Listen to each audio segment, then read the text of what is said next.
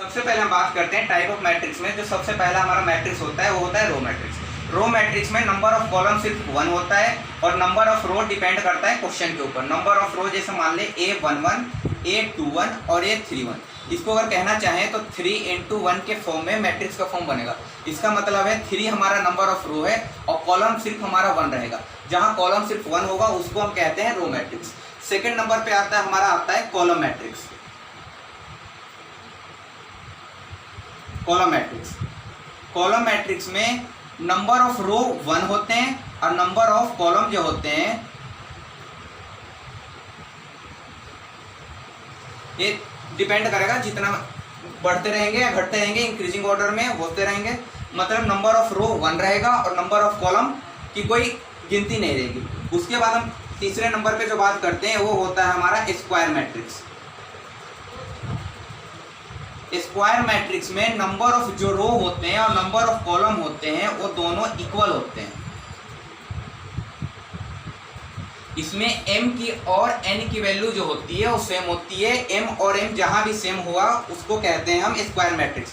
ये 2 × 2 के फॉर्म में भी हो सकता है, 3 × 3 के फॉर्म में भी हो सकता है। इसके बाद हम बात करेंगे, इसके बाद हमारा जो अगला नंबर होता है वो हमारा होता है diagonal matrix. Diagonal matrix, diagonal matrix में होते हैं कि आपका जो डायगोनल पे है उसकी वैल्यू कुछ ना कुछ होनी चाहिए और बाकी सारी एलिमेंट की जो नंबर डिजिट होते हैं वो सारे 0 होने चाहिए। इसको हम कहते हैं डायगोनल मैट्रिक्स। इसी में आता है हमारा अगला आता है स्केलर मैट्रिक्स। स्केलर मैट्रिक्स में क्या होता है कि डायगोनल मैट्रिक्स से थोड़ी सी डिफरेंट होती है। डायगोनल मैट्रिक्स में जो डायगोनल पे नंबर हैं वो चेंज हो सकते हैं, लेकिन जो अगला नंबर आता है हमारा स्केलर मैट्रिक्स, स्केलर मैट्रिक्स में हमारा जो डायगोनल होता है उसका नंबर बिल्कुल सेम होता है। इसका एग्जांपल हम इसे ऐसे लेना चाहते हैं, इसका एग्जांपल ऐसे हो सकता है कि अगर यहाँ पे 3 है तो सारे डायगोनल जो होंगे वो 3 3 होंगे और बाकी सारे एलिमेंट 0 होंगे। उसको कहते हैं हमारा स्केलर मैट्रिक्स। इसके बाद जो हमारा आता है, इसके बाद हमारा आता है आइडेंटिटी मैट्रिक्स। आइडेंटिटी मैट्रिक्स, ये आपको हम बताना चाहते हैं कि आइडेंटिटी मैट्रिक्स का हमारे पूरे चैप्टर में बहुत ही ज़्यादा महत्वपूर्ण योगदान रहता है और सबसे ज़्यादा जो, इसके बाद हम बात करेंगे हम अपना आइडेंटिटी मैट्रिक्स। आइडेंटिटी मैट्रिक्स में क्या होता है कि जो आपका डायगोनल की वैल्यू है वो हमेशा 1 1 होनी चाहिए और बाकी सारे एलिमेंट की जो वैल्यू होती है 1 होती है। डायगोनल हमारा अगर ये होता है तो इस पे जो वैल्यू होती है वो हमारा 1 1 होना चाहिए, बाकी सारे एलिमेंट 0 होता है। सबसे ज़्यादा तो इस चैप्टर में अगर कोई आइडेंटिटी का यूज है तो सबसे ज़्यादा आइडेंटिटी मैट्रिक्स का ही कंसेप्ट आता है। इसके बाद हमारा आखिरी टाइप ऑफ मैट्रिक्स होता है वो होता है हमारा जीरो मैट्रिक्स। जीरो मैट्रिक्स में क्या होता है,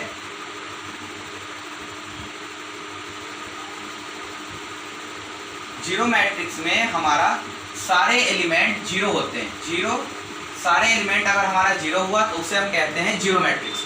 इसके बाद हमारा आता है कि इक्वलिटी ऑफ मैट्रिक्स क्या होते हैं। इसके बाद हमारा टाइप ऑफ आगे के बाद हमारा आता है इक्वलिटी ऑफ मैट्रिक्स, जिसपे हम अपना सारे कंसेप्ट पढ़ना शुरू करेंगे इक्वलिटी ऑफ मैट्रिक्स में। इसके बाद हमारा कंसेप्ट जो आता है वो आता है इक्वलिटी ऑफ मैट्रिक्स। इस पे हम आपको क्वेश्चन भी बताएंगे और इस पे आपका कंसेप्ट भी हम क्लियर करेंगे। सबसे पहले हम बात करना चाहते हैं, जैसे हमारे पास 2 मैट्रिक्स है जो आपस में इक्वल है। जैसे हमने ले लिया A11, A12, A21 और A22।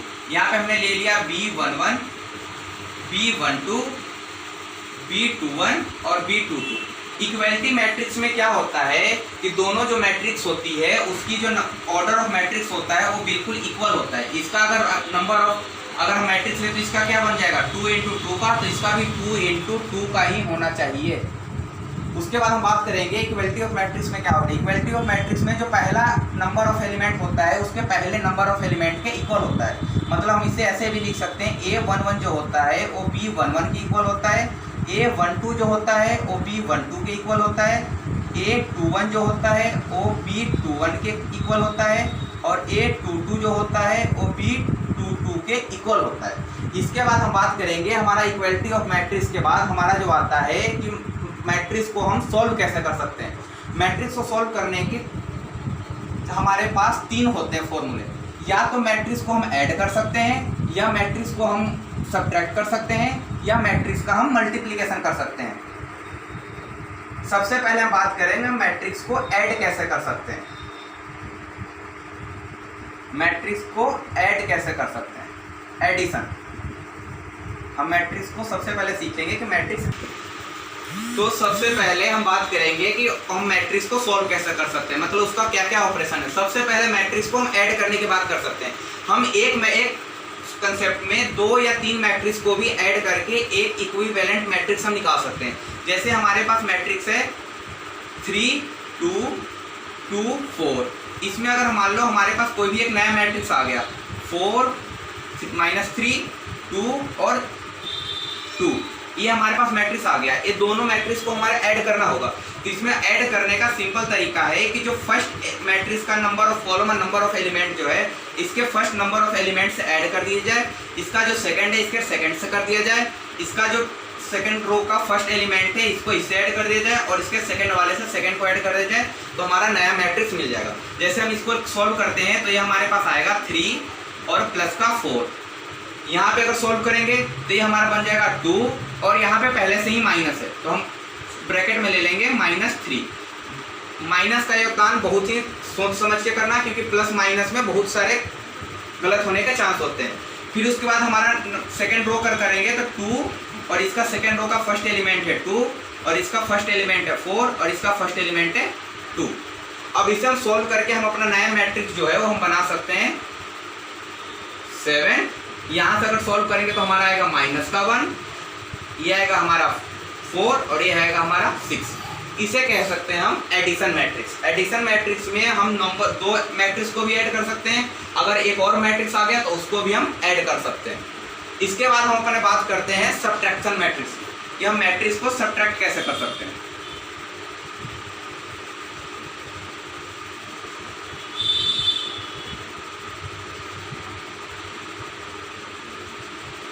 इसके बाद हम बात करते हैं सेकंड जो ऑपरेशन होता है उसको हम कहते हैं सब्ट्रैक्शन।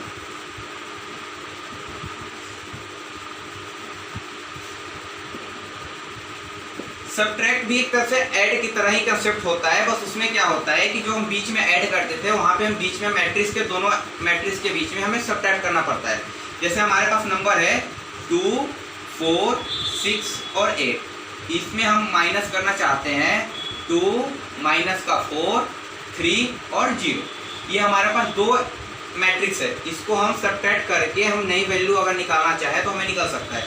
इसके भी बिल्कुल कुछ नहीं है। फर्स्ट एलिमेंट जो होता है वो फर्स्ट एलिमेंट के साथ ही हमारा, जैसे एडिशन में जो हमारा कंसेप्ट होता था वही हमारा सब्ट्रैक्शन में भी कंसेप्ट वही रहेगा।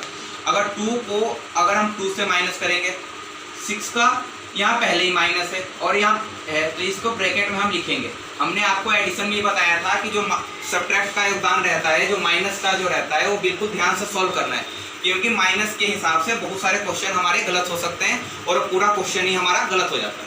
अगर हम करेंगे 4 -3 और 8 -0, अब इसको अगर हम इक्वल में निकालना चाहें तो हमारा आ सकता है 0 1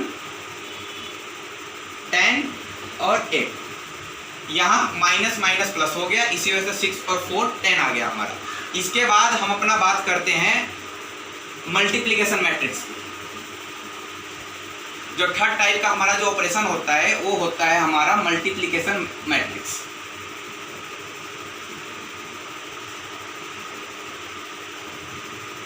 इसके बाद जो हमारा तीसरे टाइप का आता है प्रॉब्लम, वो आता है मल्टीप्लिकेशन मैट्रिक्स।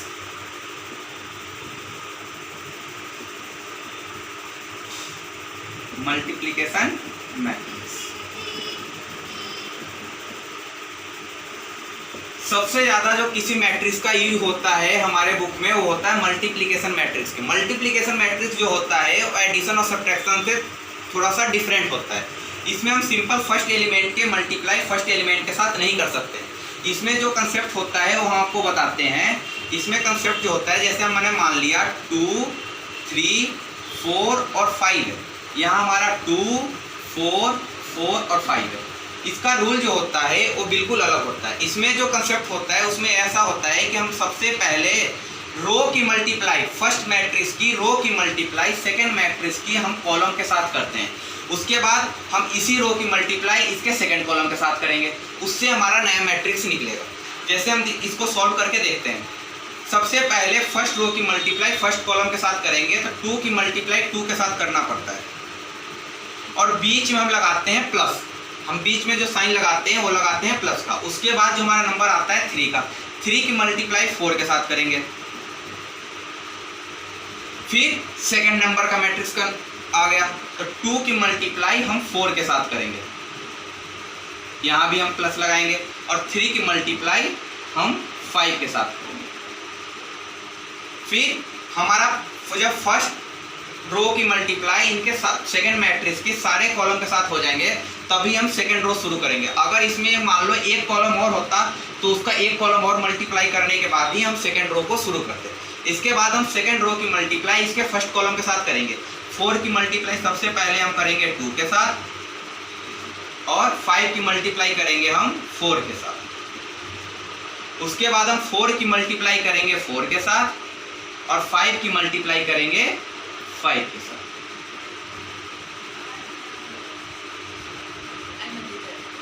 उसके बाद सबसे पहले इसे मल्टीप्लाई करके सोल्व कर सकते हैं। सबसे पहले इस मैट्रिक्स को अगर हमें सॉल्व करना है तो हम एक मैट्रिक्स बना देंगे, फिर 2 की मल्टीप्लाई 2 के साथ करेंगे तो यहाँ हो जाएगा 4 + 12। इसे सोल्व करेंगे तो 8 + 15 आ जाएगा। फिर इसे सोल्व करेंगे तो 8 + 20, और इसे 4 सोल्व करेंगे तो 16 + 25। इसको ऐड करके और हम अपना फाइनल मैट्रिक्स तैयार कर सकते हैं। 16, 23, 28, और ये आ गया हमारा 41। मैट्रिक्स में एक बात बच्चों जो होता है वो खास ध्यान रखना कि जो हमारा फाइनल रिजल्टेंट जो मैट्रिक्स होता है वो बनता कैसे। हम इसका जो नंबर ऑफ रो होते हैं, इसका नंबर ऑफ रो होता है 2 × 2। ये हमारा जो नंबर ऑफ मैट्रिक्स है वो है 2 × 2, और इसका जो नंबर ऑफ मैट्रिक्स है वो होता है 2 × 2।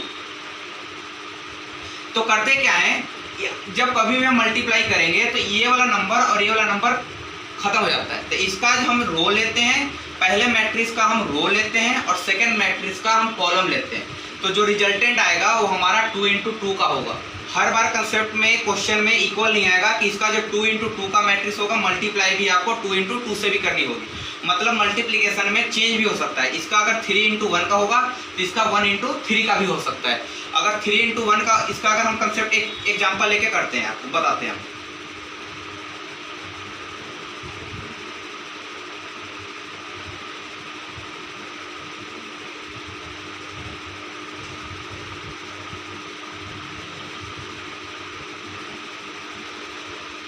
जैसे हम बात करते हैं कि हमारे पास एक मैट्रिक्स है जिसका ऑर्डर 3 × 3 का है, जैसे 3, 4, 5, 6, 2, 1, 4, 2, 1, और इसकी मल्टीप्लाई करते हैं सिर्फ हम एक कॉलम से। जैसे मान ले हम इसकी मल्टीप्लाई करते हैं 1, 4, 5 से। इस मैट्रिक्स में हम क्या देख रहे हैं कि इस मल्टीप्लाई में जो है मैट्रिक्स में है वो 3 × 3 का ऑर्डर है, और इस मल्टीप्लाई में क्या है 1 × 3 का है। तो जो हमारा नया मैट्रिक्स बनेगा वो बनेगा हमारा 3 × 1 का बनेगा। जैसे हम सॉल्व करते हैं 3 की,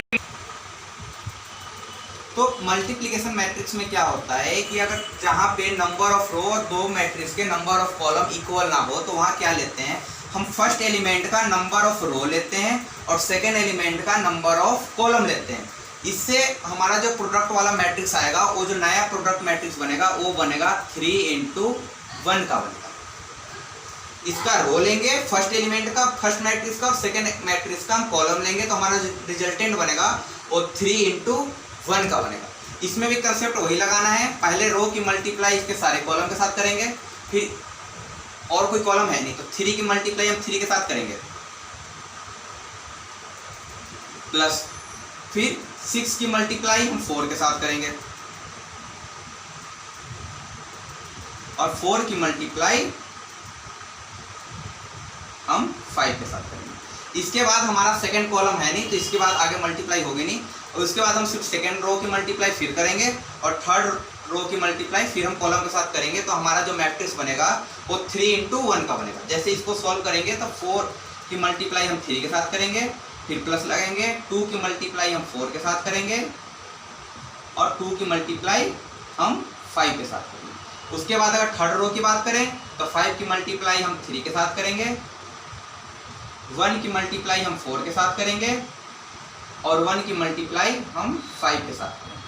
इससे हमारा सॉल्व करके जो आएगा वो हमारा आएगा 3, 9, 24, 20, 12, 8, 10, 15, 4, 5। इसे हम सॉल्व कर लेंगे तो हमारा आ जाएगा 53, 30 और ये आएगा 24। तो हमारा क्या आया 3 × 1 का हमारा जो प्रोडक्ट मैट्रिक्स आया वो आया 3 × 1 का। तो एक बात खास करके ध्यान रखना कि जो फर्स्ट मैट्रिक्स का जो नंबर ऑफ रो होता है, सेकंड मैट्रिक्स का जो नंबर ऑफ कॉलम होता है, प्रोडक्ट में हम वही लेते हैं, तभी हमारा क्वेश्चन सही जाएगा। अगर प्रोडक्ट में हमारा अगर ये दोनों मैट्रिक्स नहीं आया तो हम समझ लेंगे कि हमारा क्वेश्चन कहीं ना कहीं बीच में गलत हो रहा है। उसके बाद हम आपको बताएंगे कि मैट्रिक्स बनता कैसे है।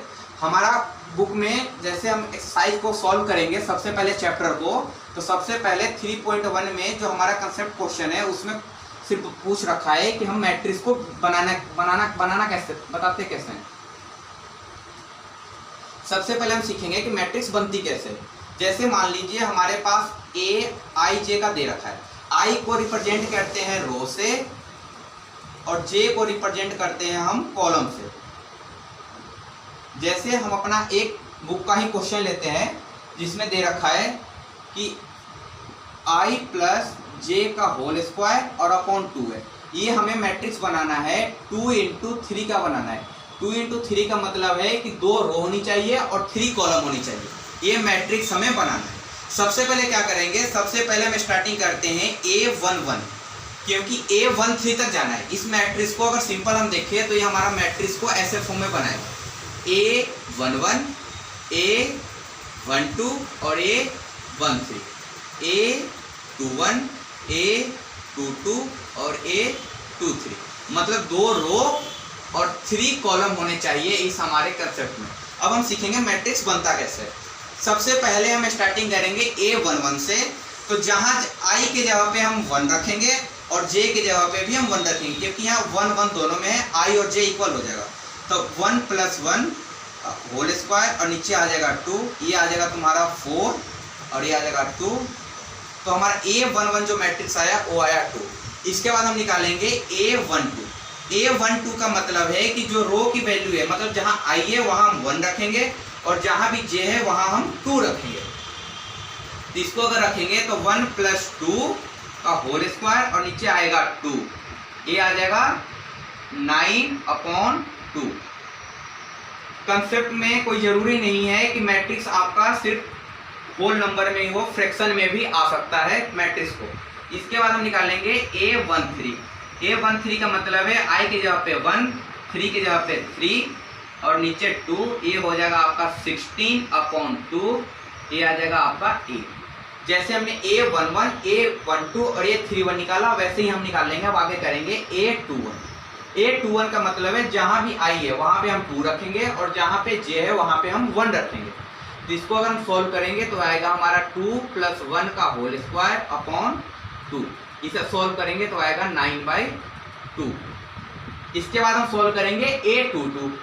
A22 का मतलब है कि I और J की वैल्यू सेम रखेंगे, 2 + 2 का होल स्क्वायर और नीचे आएगा आपका 2, 2 और 2 4 का होल स्क्वायर होता है 16 और नीचे आएगा 2, इसे कट जाएगा, आंसर है यहाँ आ जाएगा 8। उसके बाद हम बात करेंगे A23 की।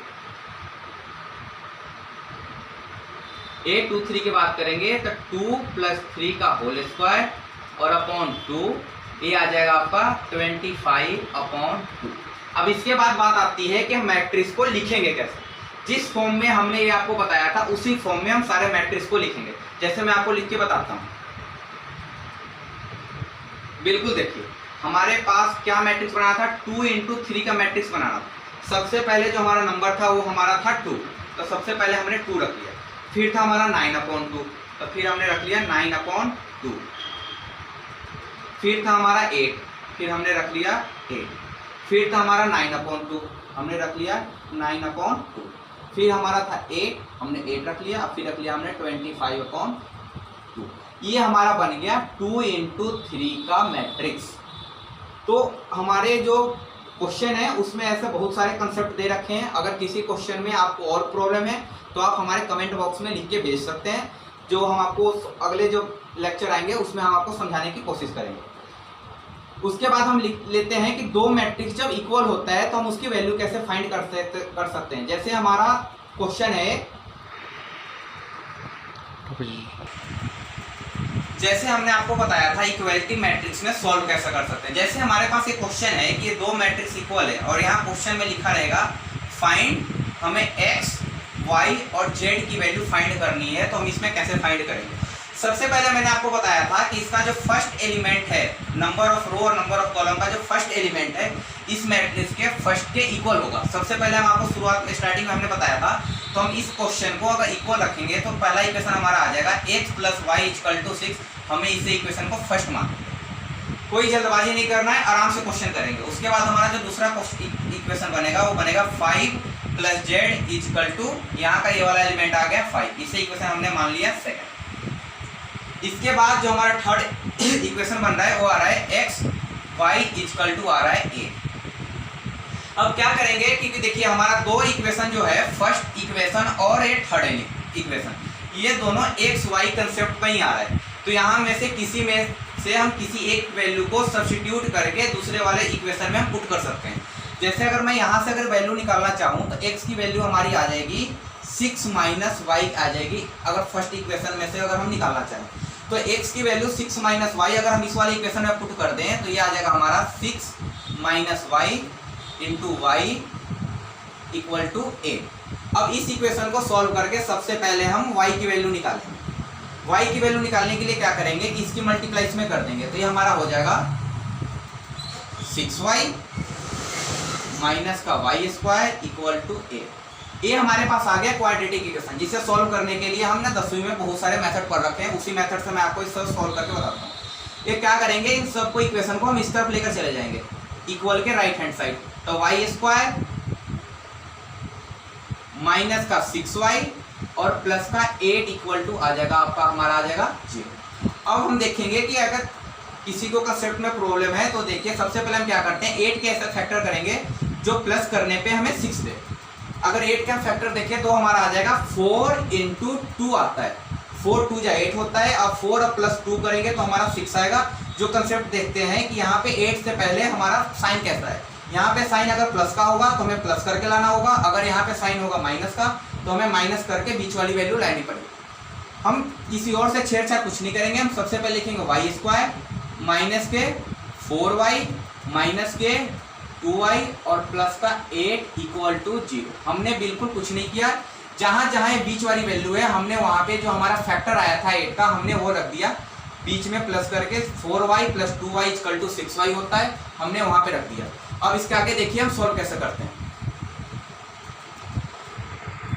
हमारा इक्वेशन बन गया y² - 4y प्लस का 2y प्लस का 8 = 0। अब देखो हम क्या करते हैं, ब्रैकेट के बाहर माइनस है, हमने 10th क्लास में पढ़ा है कि अगर ब्रैकेट के बाहर अगर माइनस का साइन रहता है तो ब्रैकेट के अंदर के साइन चेंज हो जाते हैं। तो उसी का कंसेप्ट हम यहाँ अपनाएंगे। तो उसी का अगर कंसेप्ट हम यहाँ अपनाएंगे तो हमारा इक्वेशन बन जाएगा y² माइनस का 4y प्लस माइनस यहाँ हो जाएगा माइनस का 2y और प्लस का 8 = 0। अब इसको हम सॉल्व करके देखेंगे, -4y - 2y -6y आएगा जो हमारा पे यहाँ पे था, तो हमने वही वैल्यू यहाँ रखी। अब उसके बाद हम क्या करेंगे, 10th वाला ही अपना सारा रूल अपनाएंगे यहाँ पे। सबसे पहले इन दोनों में से हम देखेंगे कि कॉमन क्या आ सकता है। कॉमन का मतलब होता है कि जो दोनों में से कॉमन फैक्टर हैं जो दोनों में आ रहे हैं। यहाँ देखिए, यहाँ पे y स्क्वायर है, मतलब 2 बार y आ रहे हैं। यहाँ पे 4 इंटू वाई है, तो अगर हम यहाँ से y कॉमन ले लेते हैं तो यहाँ बचेगा y और यहाँ से हमारा बचेगा जो बचेगा 4, ये हमारा है y माइनस 4। फिर यहाँ अगर साइन माइनस का है तो माइनस लिखना है, अगर साइन यहाँ पे प्लस का होगा तो प्लस लिखना है, और कुछ नहीं करना है। अब देखेंगे इन दोनों में से क्या कॉमन फैक्टर आ सकता है। यहाँ पे 2 है और 8 के टेबल में 2 के टेबल में 8 आता है, तो हम यहाँ से अगर 2 कॉमन ले लें तो यहाँ से आ जाएगा y, और अगर हमने ब्रैकेट के बाहर माइनस कॉमन ले रखा है तो यहाँ माइनस आ जाएगा, और 2 से अगर हम 8 को डिवाइड करेंगे तो यहाँ आ जाएगा हमारा 4 इक्वल टू यहाँ 0। सबसे पहले याद रखिएगा कि अगर दोनों ब्रैकेट अगर हमारा इक्वल आना चाहिए, दोनों ब्रैकेट इक्वल है तभी हम क्वेश्चन को आगे करेंगे। अगर दोनों ब्रैकेट इक्वल नहीं आया तो हमें समझ लेना चाहिए कि कहीं ना कहीं हमारा क्वेश्चन गलत हो रहा है। उसके बाद क्या करेंगे, जो दोनों ब्रैकेट हमारा इक्वल आया उसको हम एक जगह लिख लेंगे, और जो ब्रैकेट के बाहर लिखा हुआ है उसको हम एक जगह लिख लेंगे।